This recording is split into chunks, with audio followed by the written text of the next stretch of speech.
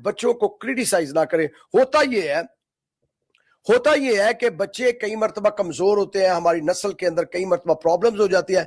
हम बच्चों को ऐसा क्रिटिसाइज करते हैं, एग्जाम्पल देते हैं दूसरों की, और वह नाल दी कुड़ी ने की कर लिया, तू उत्थे दी उत्थे रह गई है, वह फलाने मुंडे ने की कर लिया, तू उत्थे दा उत्थे रह गया, वह उन्हें मैट्रिक कर लिया, उन्हें बीए कर ली, उन्हें एफए कर ली, तेरे को अजे तक 7वीं पास ही नहीं हुई, 8वीं पास ही नहीं हुई। तो हम उनको अजीब अजीब ताने देते हैं, अजीब अजीब क्रिटिसाइज करते हैं, अजीबो गरीब स्टोरीज आप उनके लिए क्रिएट कर देते हैं।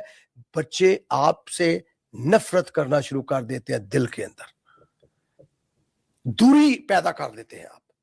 लेकिन बाइबल कहती है कि तुम तनकीद ना करो, तुम उन्हें क्रिटिसाइज ना करो, बल्कि क्या करो, उनको तसल्ली दो। उनकी गलतियों के अंदर, उनकी खताओं के अंदर, उनके प्रॉब्लम्स के अंदर, उनकी मुश्किल के अंदर, आपको शायद उस स्ट्रेस का नहीं पता जो वो ले रहे हैं, आपको शायद उन मसाइल का नहीं पता जिनसे वो गुजर रहे हैं, आपको नहीं पता जिस कंपटीशन के अंदर से वो गुजर रहे हैं, आपको नहीं पता कि आपके बच्चे का आईक्यू लेवल कहां तक है, कहां तक वो बर्दाश्त कर सकता है, कहां तक नहीं कर सकता। इसलिए बच्चों को क्रिटिसाइज ना करें, नस्ल को क्रिटिसाइज करने की बजाय उल्ट कर दें, उनकी हौसला अफजाई करना शुरू कर दे। चाहे पुत्र आज नहीं तो कल कर लांगे, आज अगर नहीं हुआ तो कल कर लेंगे।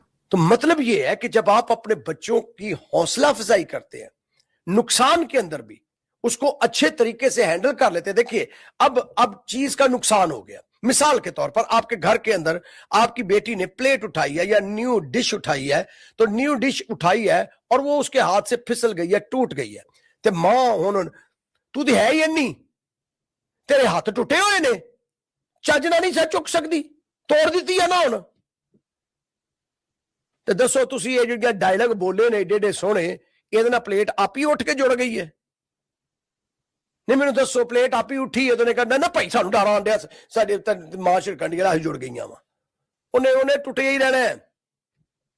आप उसको प्यार से समझा सकते, पुत्र खैर ही सी।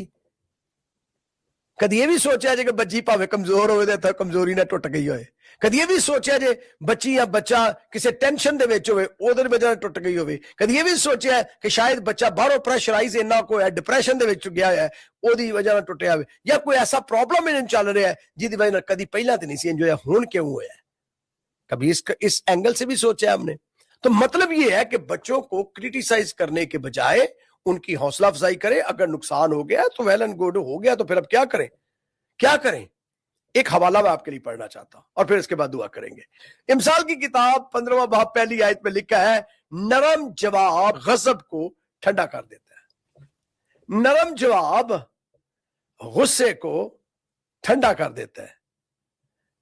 आप समझ गए हैं कि आप पोलाइटली बच्चे के साथ बात करें, पोलाइटली उसको दें, उसके अंदर जो कुछ है वो बाहर आ जाएगा। हो सकता है उससे नुकसान हुआ है ना, तो वो थोड़ी देर के बाद आपके साथ आगे शायद गले लग के कहे, मैं फलां प्रॉब्लम के अंदर थी, मेरे से नुकसान हो गया।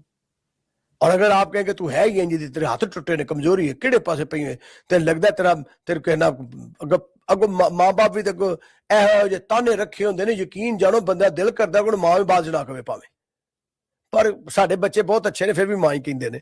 सो मैं वैसे बात कह रहा हूं कि ताने एहो जे रखे होंदे ने, उसकी रीजन ये है कि वो पिछों भी ताने उन्होंने मिलते होंदे ने और वो जनरेशन टू जनरेशन आगे लाए हैं। तो इस रवैये को हमें बदलना पड़ेगा, क्योंकि उनकी हमें हौसला अफजाई करनी पड़ेगी, और हौसला अफजाई दिलों को खोल देती है, ये याद रहे।